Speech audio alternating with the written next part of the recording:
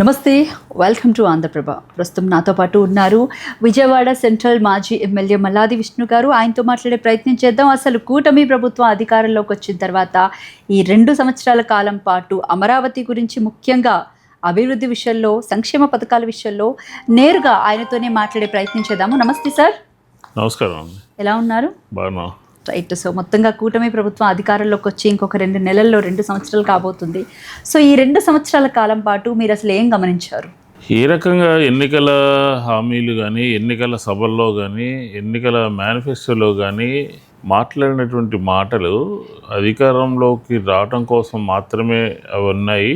ఎన్నికల్లో వచ్చిన తర్వాత ఎన్నికల మేనిఫెస్టోని ఎక్కడా కూడా ప్రజలకి ఆ మేనిఫెస్టోని అమలు చేసేటటువంటి కార్యక్రమం ఈ 20 మాసాలుగా ఎక్కడ కూడా 2 సంవత్సరాలు అయినటువంటి సందర్భంలో ఎక్కడ కూడా అమలు జరగలేదు అని మనకి స్పష్టంగా అర్థమవుతుంది.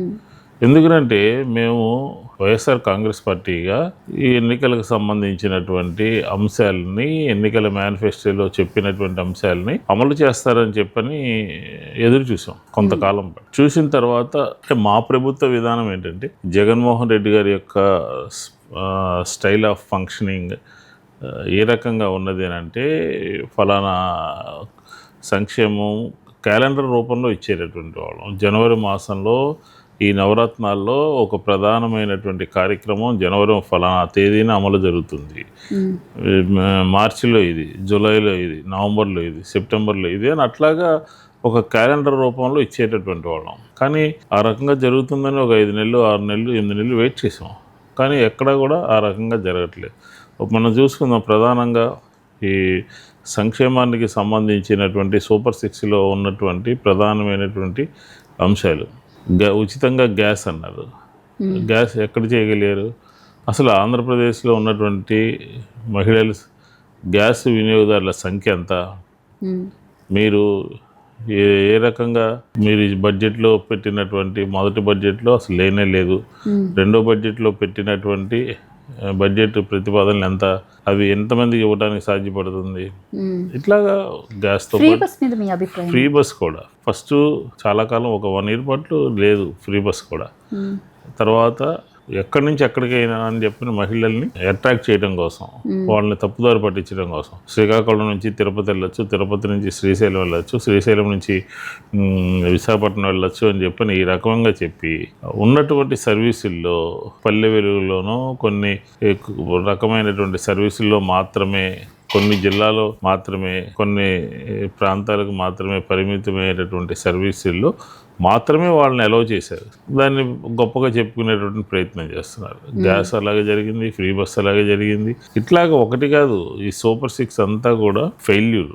మేము మా సంక్షేమం, జగన్మోహన్ రెడ్డి గారి సంక్షేమం శాచ్యురేషన్ పద్ధతి ద్వారా పూర్తిగా అందరికీ కూడా అందే విధంగా మేము చేసేటటువంటి వాళ్ళం. ఫలానా సచివాలయంలో ఫలానా లిస్టులు పెట్టేటటువంటి వాళ్ళం. ఈ సచివాలయంలో ఇంతమందికి ఈ సంక్షేమం అందింది అని బోర్డు పెట్టేటటువంటి వాళ్ళం. ఈరోజు అమ్మఒడి అని దాదాపుగా మేము లక్షల్లో ఇచ్చాం. ఈరోజు ఏం జరుగుతుంది? మా అధికారం కోసం ఎంతమంది ఉంటే అంతమంది పిల్లలకి అమ్మఒడి ఇస్తాము అని చెప్పారు.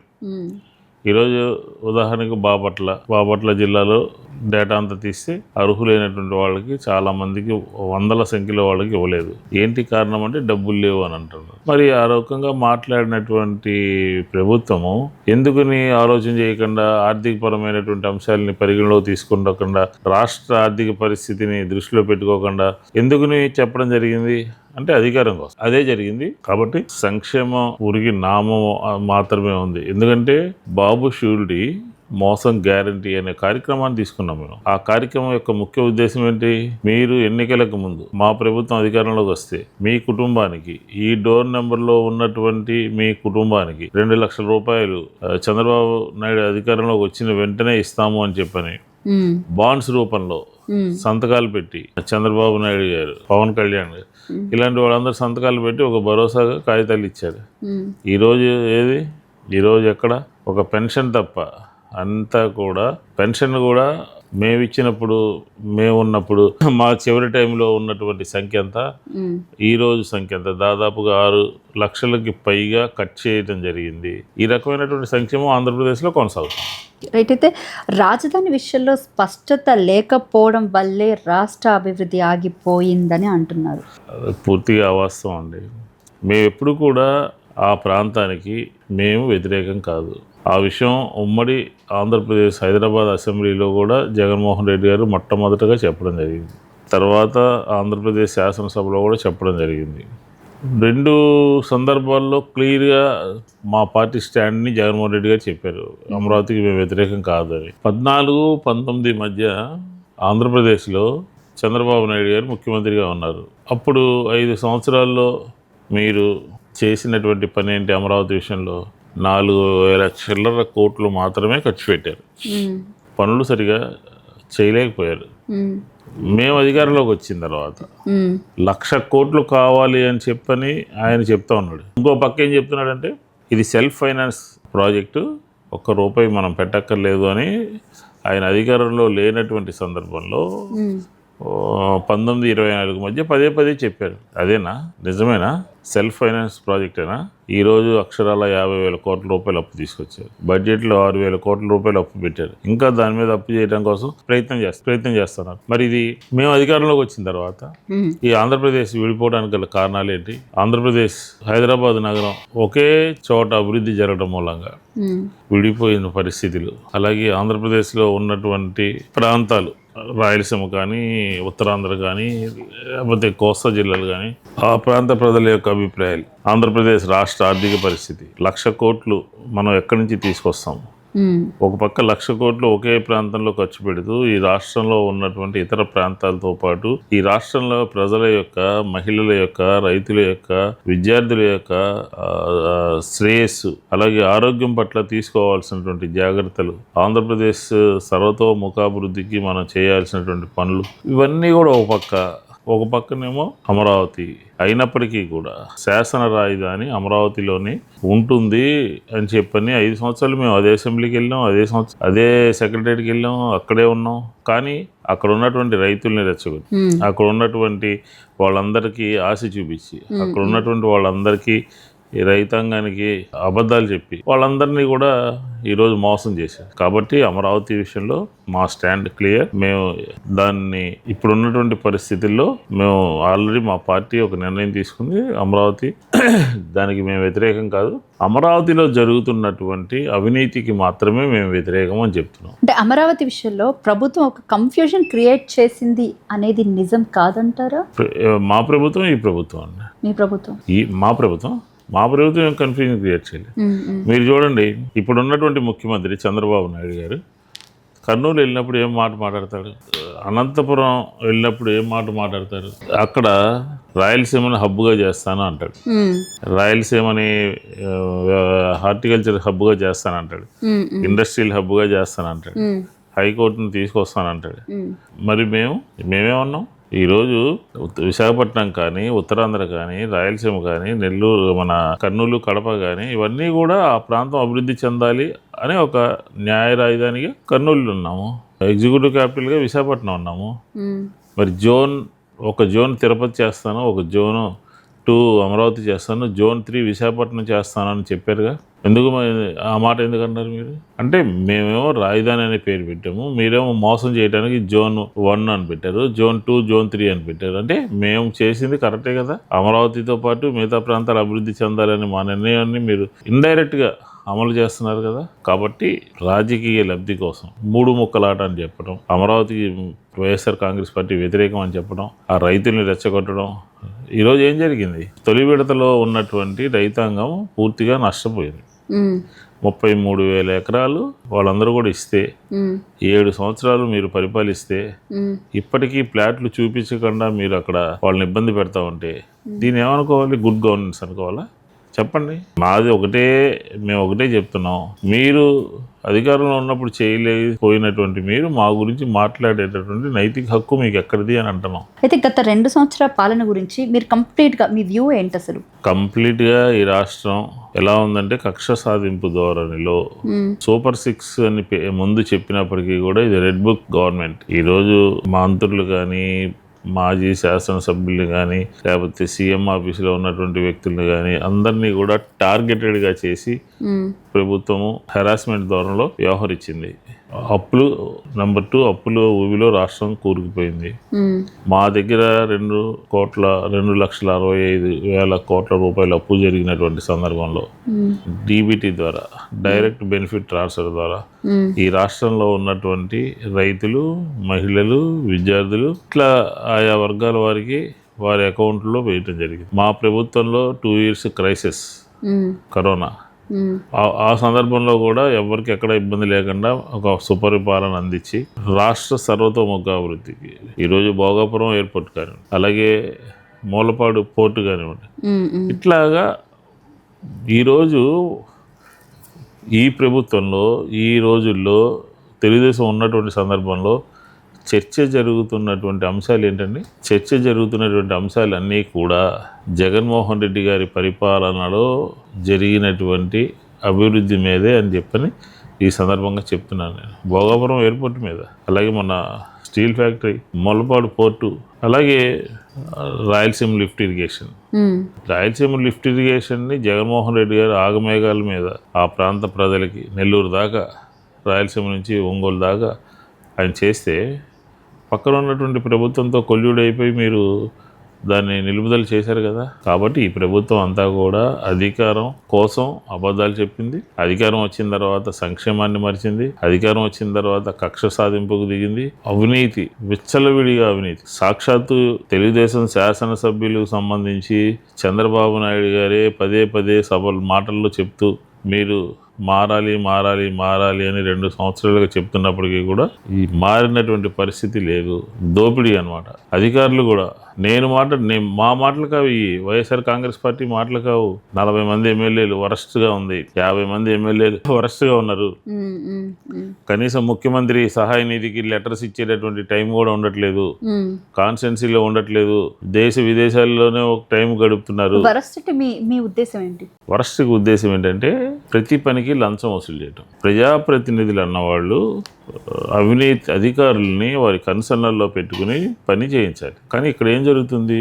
అధికారులు, తెలుగుదేశం ప్రజాప్రతినిధులు ఇద్దరు కొల్యూడ్ అయిపోయి అవినీతి చేస్తా ఉన్నారు. దాన్ని తప్పు పడతా ఉన్నాం. ప్రజలు ఓటేసింది అధికారులతో పని చేయించమని. మీకు ఓటేస్తే మీరే వాళ్ళతో కొల్యూడ్ అయిపోయి ప్రజల్ని పీడించుకు తింటే, ప్రజల్ని దోపిడీలాగా వ్యవహరిస్తే, సాక్షాత్తు ముఖ్యమంత్రి చెప్తేనే మీరు వినకపోతే ఇంకా మీరు ఏం చేస్తున్నట్టు? అధికార యంత్రాంగం అట్లాగే ఉంది, ప్రజాప్రతినిధులు అలాగే ఉన్నారు. ఇంకా ఎవరికి చెప్తారు? అంటే ఇంతవరకు బాగానే ఉంది సార్. బేసిక్గా సో వైసీపీ ప్రభుత్వం అధికారం కోల్పోయిన తర్వాత 11 సీట్లకే పరిమితం అయినప్పటికీ కూడా ఇప్పటి వరకు వైఎస్ జగన్మోహన్ రెడ్డి కానివ్వండి, లేకపోతే మిగతా ప్రజా ప్రతినిధులు, నాయకులు కూడా ఎంత మేరకు ప్రజల వద్దకు వెళ్ళారు? మీరు మా 20 మాసాల కార్యక్రమాలు చూస్తే మొట్టమొదటిగా ఈ రాష్ట్రంలో రైతాంగం 60% పైగా వ్యవసాయం మీద ఆధారపడినటువంటి రైతాంగానికి సంబంధించినటువంటి ఇష్యూస్ మీద ఫస్ట్ మేము టేకప్ చేసాం.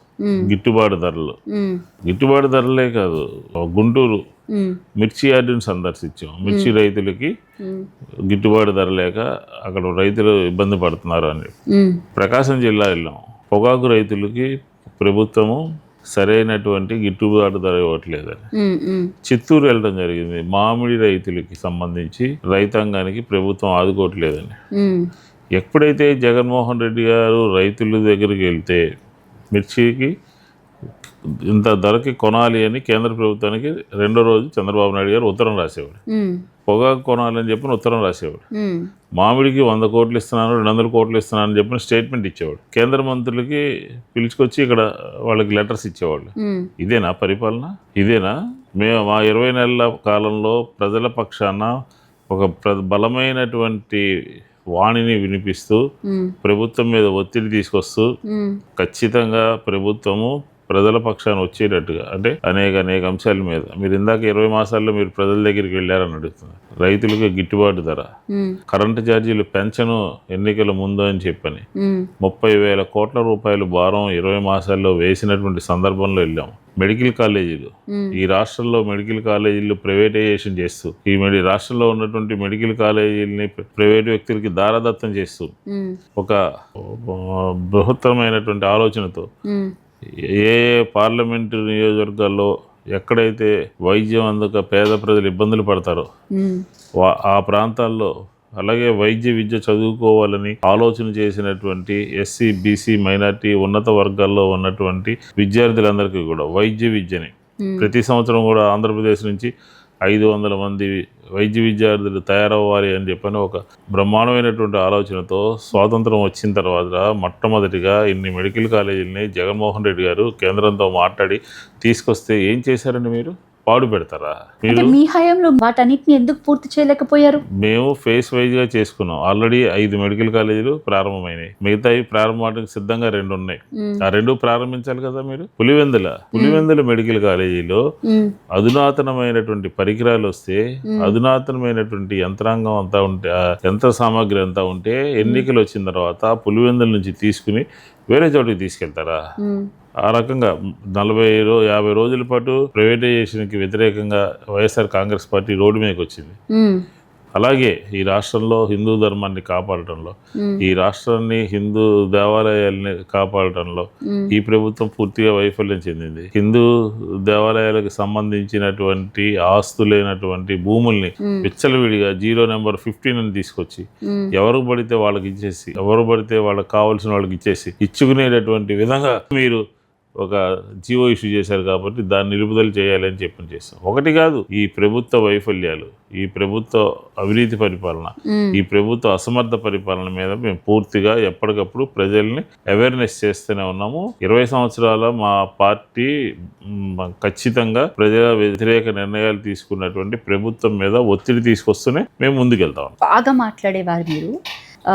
ప్రజా సమస్యల మీద ఇంత అవగాహన ఉన్న మీరు ఎందుకు మీకు మొన్న టికెట్ రాలేదు చెప్పండి? రాజకీయాలు రకరకాలుగా ఉంటాయండి. దాన్ని మనం అంటే పక్క కాన్స్టిట్యున్సీలో ఉన్నటువంటి ఎమ్మెల్యేని తీసుకొచ్చి ఇక్కడ టికెట్ ఇచ్చి పోటీ చేయించాల్సిన అవసరం ఏమొచ్చిందంటారు? అంటే ఇప్పుడు అది రాజకీయాలు, పార్టీ యొక్క ఆలోచన, పార్టీ దృక్పథము రకరకాలుగా ఉంటుంది. దాన్ని మనం మాట్లాడుకోవడానికి కూడా వీలు లేదు. ఒక 100 మంది ఉంటారు, మీకే టికెట్ ఎందుకు ఇచ్చారంటే 175 మంది గెలుస్తారు, 30 మంది మంత్రులు ఎందుకున్నారు అని అంటే, ఇలాంటి విచక్షణ అధికారం రాష్ట్ర అధ్యక్షులకి, పార్టీ అధ్యక్షులకు ఉంటుంది. ఆ విచక్షణ అధికారాన్ని బట్టి, పార్టీ నిర్ణయాన్ని బట్టి ముందుకు సాగుతుంది. అంటే మొన్న టికెట్ రాకపోవడం కూడా ఒక అందుకు మంచిదే అని అనుకుంటున్నారా? ఆ ధోరణిలో చూడకూడదు. పార్టీ నిర్ణయాన్ని, పార్టీ తీసుకున్నటువంటి డెసిషన్ని శిరసావహించడమే పార్టీలో ఒక క్రమశిక్షణ కలిగినటువంటి కార్యకర్తగా నేను చేసేటటువంటి కార్యక్రమం. రైట్. అయితే మీరు 2 సార్లు ఎమ్మెల్యేగా గెలిచినప్పటికీ 2009 నుంచి 14 వరకు ఒకసారి, దాని తర్వాత 19 నుంచి మొన్నటి వరకు కూడా మీరు ఎమ్మెల్యేగా కొనసాగారు. కాబట్టి మీ హయాంలో విజయవాడ సెంట్రల్కి చేసినటువంటి అభివృద్ధి ఏంటి సార్? అంటే 2009 to 14 నేను ఇలా నూతనంగా ఏర్పడినటువంటి విజయవాడ సెంట్రల్ నియోజకవర్గానికి సంబంధించినటువంటి దాంట్లో శాసనసభ్యుడిగా ఉన్నాను. అప్పుడు కూడా రాష్ట్ర విభజనకు సంబంధించినటువంటి డిస్టర్బెన్స్ అంతా కూడా చాలా ఎక్కువగా ఉండేది. ఒక గవర్నెన్స్ అంతా స్టెబిలైజేషన్ అయ్యి ఉండేటటువంటిది కాదు. రాజశేఖర రెడ్డి గారి మరణము, రాష్ట్ర విభజన, ఇవన్నీ ఒక ప్రధానమైనటువంటి అంశాల కింద ఉండేది. మీరు ఆయనకి అనుచరుడుగా కూడా ఉన్నటువంటి సందర్భాలు అంటే రాజశేఖర రెడ్డి గారే నాకు అంతా ఆయన యొక్క నాయకత్వంలోనే మమ్మల్ని అందరినీ కూడా పైకి తీసుకురావడం జరిగింది. ఇలాంటి సందర్భంలో విజయవాడ నగరానికి ఆ రోజుల్లో బైపాస్ లేదు. మీరు చూడండి, విజయవాడ నగరం అంటే పెద్ద జంక్షన్, రైల్వే జంక్షన్, వ్యాపార కూడలి. అటు కలకటా నుంచి మెడ్రాస్ వెళ్ళాలన్నా, మెడ్రాస్ నుంచి కలకటా వెళ్ళాలన్నా, విశాఖపట్నం నుంచి హైదరాబాద్ వెళ్ళాలన్నా, హైదరాబాద్ నుంచి గుంటూరు వెళ్ళాలన్నా, ఇట్లాగా ఒక పెద్ద జంక్షన్ అనమాట. ఇలాంటి సందర్భంలో ఆ రోజు శాసనసభ్యుడిగా ఉన్నటువంటి సందర్భంలో, ఆ రోజు పార్లమెంట్ సభ్యుడిగా ఉన్నటువంటి రాజగోపాల్ గారు కానీ, అట్లా మేమందరం కూడా కలిసి ఆ రోజు విజయవాడ ఒక బైపాస్ రావాలి, నగరం అభివృద్ధి చెందాలి అని జైపాల్ రెడ్డి గారిని విజయవాడ నగరానికి వచ్చినప్పుడు కలిసాం. కావాలంటే మీరు రికార్డులు పరిశీలించుకోవచ్చు. ఆ రోజు విజయవాడ నగరానికి మేము చేసినటువంటి ఆలోచన, ఈరోజు విజయవాడ అంతా కూడా ఎక్స్పాండ్ అవడానికి, ట్రాఫిక్ తగ్గడానికి, మిల్క్ ప్రాజెక్ట్ నుంచి రామర్పాడు దగ్గరికి వరకు కూడా ఒక ఆలోచనతో మేము చేసినటువంటి పని ఈరోజు విజయవాడ అభివృద్ధికి ఒక కేంద్ర బిందువుగా మారింది. అలాగే మిల్క్ ఫ్యాక్టరీ దగ్గర ఒక ఫ్లైఓవర్, చెనుమల వెంకట్రావు గారు ఆ రోజుల్లో పదే పదే మాట్లాడుతూ ఉండేవాడు. నేను కూడా చైర్మన్గా ఉన్నప్పుడు కూడా ఆయన అడుగుతూ ఉండేవాడు. మిల్క్ ఫ్యాక్టరీ దగ్గర కూడా ఒక వంతెన, ఒక ఫ్లైఓవర్ RNB రైల్వే మీద ఉండేది. కాబట్టి అక్కడ కూడా మా హయాంలోనే 9-14లోనే ఆ ఫ్లైఓవర్కి శంకుస్థాపన చేసాము, పనులన్నీ మొదలైనవి, నిదానంగా కంప్లీట్ అవుతుంది. అట్లాగే విజయవాడ నగరంలో ఒక పోలీస్ స్టేషన్, శాంతి భద్రతలకు సంబంధించినటువంటి పోలీస్ స్టేషన్ అవసరం. జనాభా పెరుగుతుంది, ఈ ప్రాంతంలో మరీ ఎక్కువగా పెరుగుతుంది అని చెప్పని రాజరాజశ్రీపేటకు సంబంధించినటువంటి ఒక నూతన పోలీస్ స్టేషన్ తీసుకొచ్చాం. దీంతోపాటు లోకల్ బాడీస్ని ఉపయోగించి జైనున్నరం స్కీమ్లో రోడ్లు కానీ, వాటర్ సప్లై కానీ, అలాగే జైనున్నరం హౌసింగ్ విషయంలో మా టైంలోనే ఎక్కువ బాగా జరిగింది. కాబట్టి అభివృద్ధి మీద సాటిస్ఫాక్షన్ కానీ మేము మా హయాంలో జరిగింది. అట్లాగే ఈ 2019లో జగన్మోహన్ రెడ్డి గారి నాయకత్వంలో ముఖ్యమంత్రి అయిన తర్వాత ఈ 5 సంవత్సరాల్లో కూడా డెవలప్మెంట్ చాలా చేసాం. ఎక్కడికి వెళ్ళి ఏ సందర్భం చూసినా కూడా రోడ్ల విషయంలో అనేక కిలోమీటర్ల రోడ్స్ ప్రాధాన్యత ఇచ్చి ఈరోజు ఒక పార్ట్ అంతా కూడా సిటీలో కలిసే విధంగా సిటీలో భాగం అయింది అని అంటే అది జగన్మోహన్ రెడ్డి గారి లీడర్షిప్లోనే మేమంతా చేసాం. కళ్యాణ మండపాలు కానీ, కాపు కళ్యాణ మండపాలు కానీ, ఆర్యూబీలు కానీ ప్రతి ఒళ్ళు చెప్తారు అది మా హయాంలో జరిగింది, మేమే చేసామని చెప్తారు. దానికి అంతా రికార్డు ఉంటుంది. మేమే కొబ్బరికాయ కొట్టాము, రాష్ట్ర ప్రభుత్వం నుంచి నిధులు మేమే తీసుకొచ్చాము. మా 19-24 సంవత్సరాల మధ్యలోనే జీవోలన్నీ ఉంటాయి. కాబట్టి దాని గురించి మా డెవలప్మెంట్ని ఎవడో క్వశ్చన్ చేసి, లేకపోతే ఈ మధ్య కొత్తగా ఒక ట్రెండ్ బయలుదేరింది. ఏంటంటే ఎవరు చేసినా కూడా అది మేమే చేసాం, వాళ్ళదేముంది, అది మేమే చేసాం, వాళ్ళదేముంది అని చెప్పి గొప్పలు చెప్పుకుని క్రెడిట్ చోరీ చేసుకునే కార్యక్రమం ఒకటి నడుస్తుంది. అలాంటి వాటి గురించి పెద్దగా ఆలోచన చేయాల్సిన అవసరం లేదు. సమర్థవంతమైనటువంటి, అవినీతి లేనటువంటి పరిపాలన జగన్మోహన్ రెడ్డి గారి లీడర్షిప్లో విజయవాడ సెంట్రల్ నియోజకవర్గంలో జరిగింది అని చెప్పని ఖచ్చితంగా చెప్పగలం. రైట్. అయితే డ్రైనేజ్, ట్రాఫిక్, శానిటైజేషన్ సమస్యలు ఇంకా ఎందుకు మరి అలాగే ఉన్నాయంటే అంటే ఇప్పుడు మనకు ఉన్నటువంటి విస్తీర్ణం, మనకున్నటువంటి ఏరియా, ఒక 1,00,000 మందికి సరిపడా కార్యక్రమాలను మనం చేస్తే ఈ సిటీ ఎప్పుడు కూడా బయట నుంచి వచ్చి జనాలంతా ఫ్లోటింగ్తో ఉండి పెద్దగా ఫ్లోటింగ్ పెరిగే కుటుంబాలు పెరిగేటటువంటి సిటీ అనమాట ఇది. 1,00,000 మంది కుటుంబాలు ఎప్పుడు ఉండవు. 1,10,000 అవుతాయి, 1,15,000 అవుతాయి, 1,20,000 అవుతాయి. ఇట్లాగా ఎప్పటికప్పుడు అవసరాలకు తగ్గట్టుగా దాన్ని చూసుకోవాల్సిన బాధ్యత అధికారులది, అప్పుడున్నటువంటి ప్రజాప్రతినిధులు. కాబట్టి కొన్ని సమస్యలు ఉంటాయి, అప్పటికప్పుడు సమస్యలను కూడా పరిష్కరించుకుంటూ కూడా ముందుకెళ్ళాలి. అంటే బేసిక్గా మీరు చెప్పే డెవలప్మెంట్ అంతా కూడా ప్రజలకు ఎందుకు కనిపించలేదు మరి? అంటే మీకు అర్థం కావట్లేదు. డెవలప్మెంటే ఒక భాగము, సంక్షేమం ఒక భాగము. ఒక పార్టీ మీద వ్యతిరేకం క్రియేట్ చేయాలి, జనాల్లో పలసం చేయాలి, జనాల ముందు దోషిగా నిలబెట్టాలి అని చెప్పనే కార్యక్రమమే 19-24 మధ్య జరిగింది. జగన్మోహన్ రెడ్డి గారి మీద బురద జల్లడం, ఏ పని చేసినా అడ్డంగా మాట్లాడటం, తప్పుగా క్రియేట్ చేయడం. ఉదాహరణకి ల్యాండ్ టైటిలింగ్ యాక్ట్ తీసుకుందాం. ల్యాండ్ టైటిలింగ్ యాక్ట్ని కేంద్ర ప్రభుత్వం తీసుకొచ్చింది. కేంద్ర ప్రభుత్వం తీసుకొచ్చినటువంటి సందర్భంలో జగన్మోహన్ రెడ్డి గారు స్టార్ట్ చేసి ఫర్ సపోజ్ 1,00,000 మందికి క్లియర్గా పాస్బుక్లు ఇచ్చారు. ఎక్కడ కూడా ప్రాబ్లం లేదు. ఈ సందర్భంలో అధికారులు ముఖ్యమంత్రి ఫోటో వేస్తే దాన్ని జగన్మోహన్ రెడ్డి గారు ముఖ్యమంత్రి అయితే మీ భూములన్నీ లాక్కుంటారని, మీకు సంబంధించినటువంటిది దోచేస్తారని అని ఇట్లాగా దుష్ప్రచారం అనమాట. జగన్మోహన్ రెడ్డి గారి మీద, ప్రభుత్వం మీద మంచి చేయబోయి ఆ రకంగా చేశారు. ఏం చేశారు? ఈరోజు మేము అమలు చేసినటువంటి చట్టాన్నే ఈరోజు చంద్రబాబు నాయుడు గారు అమలు చేసి మా హయాంలో సర్వే ఆఫ్ ఇండియా బ్రహ్మాండమైనటువంటి బాగా చేశారు అని 300 కోట్లు 400 కోట్లు డబ్బులు ఇచ్చింది, అవి తీసుకొచ్చి ఈయన వాడుకుంటున్నారు.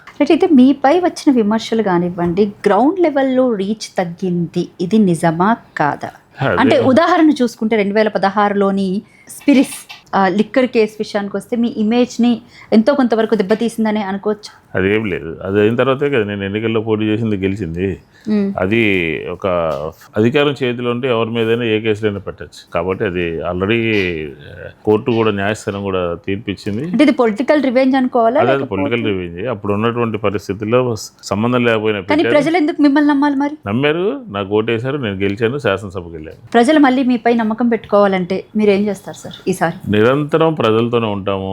ప్రజలకు ఎక్కడ సమస్య వచ్చినా, ఏ కష్టం వచ్చినా 24/7 మా ఆఫీస్ పనిచేస్తుంది, నేను పనిచేస్తాను.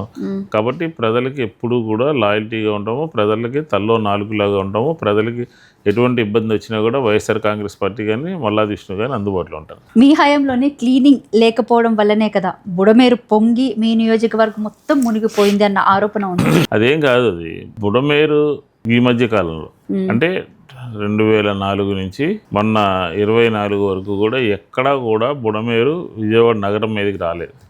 ఈ తెలుగుదేశం ప్రభుత్వం వచ్చిన తర్వాత దాన్ని పూర్తిగా విస్మరించి ఇప్పుడు మారుతున్నటువంటి కాలంలో ఎక్కడ ఎంత వర్షపాతం నమోదవుతుంది, ఆ వర్షపాతం మూలంగా ఏ ఏ ప్రాంతాలకి ఎఫెక్ట్ అవుతుంది, ఏ ప్రాంతాల్లో అధికార యంత్రాంగం పనిచేయాలి అని చెప్పని పూర్తిగా ఈ బుడమేరు వరదల విషయంలో తెలుగుదేశం ప్రభుత్వం పూర్తిగా వైఫల్యం చెందింది. రేపు మార్నింగ్ 8 గంటలకు వరద వస్తుందని అంటే ఈరోజు మధ్యాహ్నం కలెక్టర్ మీటింగ్ పెట్టుకున్నాడు. ఇరిగేషను, రెవెన్యూ, మున్సిపల్ అన్నీ కూడా ఆయన చేతిలో ఉంటాయి. ఆయన అప్పటికప్పుడు అందరినీ ఖాళీ చేయించి అప్రమత్తం చేసి ఖాళీ చేయించాల్సినటువంటి అధికార యంత్రాంగం. మీకు ఇంకో విషయం చెప్తే ఆశ్చర్యపోతారు. ఈ ప్రభుత్వంలో ఉన్నటువంటి రెవెన్యూ కానీ లేకపోతే తుఫాన్కి రిలేటెడ్గా ఉన్నటువంటి శాఖల మంత్రులు ఈ బుడమేరు మునిగిపోయినటువంటి సందర్భంలో ముందుగా 24 గంటల ముందుగా ఫోర్కాస్ట్ చేసినప్పటికీ కూడా ప్రజల్ని అప్రమత్తం చేయలే, అధికారుల్ని అప్రమత్తం చేయలే, ఎక్కడికక్కడ వదిలేశారు. కాబట్టి ఈ ప్రాంతం అంతా కూడా మునిగిపోయి ప్రజలందరూ కూడా ఇబ్బంది పడ్డారు. దానికి పూర్తి బాధ్యత తెలుగుదేశం ప్రభుత్వము, అధికార యంత్రాంగము, ప్రజాప్రతినిధులు. కానీ మునిగిపోయినటువంటి సందర్భంలో ప్రభుత్వం వచ్చి మీ ఇంట్లో పాడైపోయినటువంటి సామాన్ని పరిగణలో తీసుకుంటాము, మీ ఇంట్లో పాడైపోయినటువంటి స్కూటర్లను ఇస్తాము, మీ ఇంట్లో పాడైపోయినటువంటి వాటికి ఇన్సూరెన్స్ చేస్తాము అని చెప్పని ప్రగల్భాలు పలికి ముఖ్యమంత్రి సహాయ నిధికి 1000 కోట్ల దాకా డబ్బులు వస్తే 650 కోట్లు ఎంతో ప్రజలకు ఇచ్చారు. ప్రజలకు ఇప్పటికీ కూడా sub collector office, collector office చుట్టూ తిరిగి గేట్ల దగ్గర అర్జీలు ఇస్తే కూడా గేట్లు వేసేసారు తప్ప సమూలంగా అందరికీ కూడా పూర్తిగా సంతృప్తిగా డబ్బులు ఇచ్చినటువంటి పరిస్థితి ఈ ప్రభుత్వం చేయలేదు. పైగా బుడమేరుకి 500 కోట్లు 1000 కోట్లతో పెట్టి దాన్ని ఇచ్చేస్తామని చెప్పారు. 2 సంవత్సరాలు అయింది, అతీగతి లేదు. కాబట్టి ఇది పరిస్థితి. మా ప్రభుత్వంలో మీద ఆరోపణలు చేయడం కాదు, అధికారంలో ఉన్నటువంటి వాళ్ళు పూర్తి చేయాల్సిన పనులని కొన్ని ఉంటాయి. ఆ సందర్భంలో చేయకుండా గత ప్రభుత్వం మీద నిందలేస్తూ కాలక్షేపం చేస్తే ప్రజలు ఖచ్చితంగా వాళ్ళ అభిప్రాయాన్ని సరైన టైంలో వెల్లడిస్తారు. పొద్దున మీరు ప్రెస్ మీట్ పెట్టడం జరిగింది, అమరావతి విషయంలో చాలా గట్టిగా ఖండించడం కూడా జరిగింది. అయితే దానికి సంబంధించి ఇప్పుడున్నటువంటి ఎమ్మెల్యే బోండా ఉమా గారు కూడా మీకు కౌంటర్గా కొన్ని వ్యాఖ్యలు చేయడం జరిగింది. అంటే కొంచెం పట్టాపట్టినట్టుగా వాళ్ళ హయాంలో జరగలేదు, ఇప్పుడు మా హయాంలో జరుగుతుంది కాబట్టి కక్ష సాధింపుగా మాట్లాడుతున్నారని చెప్పేసి అంటున్నారు. దానికి మీ సమాధానం ఏంటి సార్? మేమేం చెప్పామనేది ఆలోచన చేస్తారుగా ప్రజలు. మేము 33,000 ఎకరాలు తీసుకున్నారు, 7 సంవత్సరాలు పరిపాలించారు, మీరేమీ కట్టలేదు, 22 సంవత్సరాలు అయింది, 50,000 కోట్లు అప్పు చేశారు, 6,000 కోట్లు బడ్జెట్లో పెట్టారు. మళ్ళీ ఈ 50,000 ఎకరాలు మీ చేతిలో ఉన్నది కాకుండా ఇంకా 50,000 ఎకరాల కోసం మీరు ల్యాండ్ ఎక్విజిషన్కి పోతా ఉన్నారు. కేంద్ర ప్రభుత్వము దృష్టికి తీసుకువెళ్ళి మీకు ఒకటే ఇక్కడ క్వశ్చన్ ఏంటంటే, తెలుగుదేశానికి భయం లేకపోతే 2029 ఎన్నికల్లో గెలుస్తామని ధైర్యం ఉంటే 28కే రాజధాని నిర్మాణం పూర్తి చేస్తామని అనుకుంటే శాసనసభలో తీర్మానం ఎందుకు పెడతారండి? శాసనసభలో ఈ రాజధానికి మార్చడానికి అవకాశం లేకుండా చేస్తున్నాము అని చెప్పని శాసనసభలో మాట్లాడారంటే మళ్ళీ గెలవరని, ప్రజలు వీళ్ళకి వ్యతిరేకంగా ఉన్నారని అనే ఒక అసలు లెజిస్లేటర్ అంటే ఏంటి? లెజిస్లేచర్ అంటే ఏంటి? దిగువ సభ, ఎగువ సభ, అసెంబ్లీ, కౌన్సిల్. ఏ రాష్ట్రంలో అయినా 2 ఉన్నటువంటి రాష్ట్రాల్లో ఒక సభలో తీర్మానం పెట్టి ఇంకో సభలో తీర్మానం పెట్టకుండా ఉంటే అది అంగీకారమా, ఆమోదయోగ్యమా? అంటే గతంలోనే వాళ్ళు ఆమోదం పెట్టినట్టు చెప్తున్నటువంటి మాట టీడీపీ నాయకులు కానివ్వండి, కౌన్సిల్ విషయానికి వచ్చేసరికి ఇప్పుడు ఈరోజు ఈ డేటెడ్తో చేసేటటువంటి తీర్మానానికి లెజిస్లేచర్ నుంచి పంపాలి అని అంటే 2 కలిపి పంపితేనే సంపూర్ణమవుతుంది. అంతే తప్ప మీరు అంటే మేము గతంలో చేసాము దాన్ని ఇప్పుడు లెజిస్లేచర్లో మేము దాన్ని కంప్లీట్ చేస్తున్నాం. Legislature correct. లెజిస్లేటర్ అంటే అర్థం ఏంటి? ఓన్లీ శాసనసభ కాదు కదా, రాష్ట్ర విభజన కూడా అసెంబ్లీలో జరిగింది, కౌన్సిల్లో కూడా జరిగింది కదా. మరి అందాక వస్తే తీర్మానం గురించి మాట్లాడుతున్నారు. కేంద్ర కేబినెట్ తీర్మానం చేసింది ఆంధ్రప్రదేశ్కి ప్రత్యేక హోదా 5 years ఇవ్వండి అని. మరి మీరు ఎందుకు దాన్ని క్లోజ్ చేశారు? మరి మీరు ఎందుకు దాన్ని పట్టించుకోలేదు? మీరు ఎందుకు కేంద్ర ప్రభుత్వం కొల్లుడే ఆంధ్రప్రదేశ్ ప్రజలకి ప్రత్యేక హోదా మూలంగా ఉపయోగం లేదు అని చెప్పని ఒక ఇంప్రెషన్ ఇచ్చారు? అది కాదు, విభజన చట్టంలో ఉన్నటువంటి పోలవరం కేంద్ర ప్రభుత్వం నిర్మించాలి అని చెప్పని ఉన్నది. కేంద్ర ప్రభుత్వం నిర్మించాలంటే కేంద్ర ప్రభుత్వం చేతిలోంచి మీరు ఎందుకు తీసుకున్నారు? దీనికి సమాధానం చెప్పాలిగా. ఈరోజు అమరావతి గురించి తీర్మానం చేస్తున్నారు. కేంద్ర ప్రభుత్వము పార్లమెంటు ఆమోదించినటువంటి క్యాబినెట్లో రెజల్యూషన్ అయినటువంటి దాన్నే మీరు పట్టించుకోకపోతే ఊరికినే ఇక్కడ రెండో దశ రైతులని మభ్యపెట్టడానికి, డ్రామాలు ఆడటానికి మీరు ఇది కేవలము భయపడి జగన్మోహన్ రెడ్డి గారు తిరిగి అధికారంలోకి వస్తే మారుస్తారేమో అనే ఒక భయంతో మీరు పెట్టారు. దాన్ని మార్చాలనే ఉద్దేశం లేదు. ఆంధ్రప్రదేశ్ ప్రజలకి క్లియర్గా చెప్పాం. ఇంత చేసిన వైఎస్ఆర్సీపీ పార్టీ విద్యకి, ఆరోగ్యానికి ఎక్కువగా ప్రాధాన్యం ఇచ్చినటువంటి వైసీపీ పార్టీ నాయకులు కానివ్వండి, ముఖ్యంగా జగన్మోహన్ రెడ్డి కానివ్వండి, అంటే ఇంతమంది ఈ రకంగా ముందుకు తీసుకెళ్తే, అందులో కోవిడ్ టైంలో కూడా ఆంధ్రప్రదేశ్ని దగ్గరుండి మరి రక్షించినటువంటి మీరు ఎందుకు మరి ఫెయిల్ అయ్యారు? 11 సీట్లకే ఎందుకు?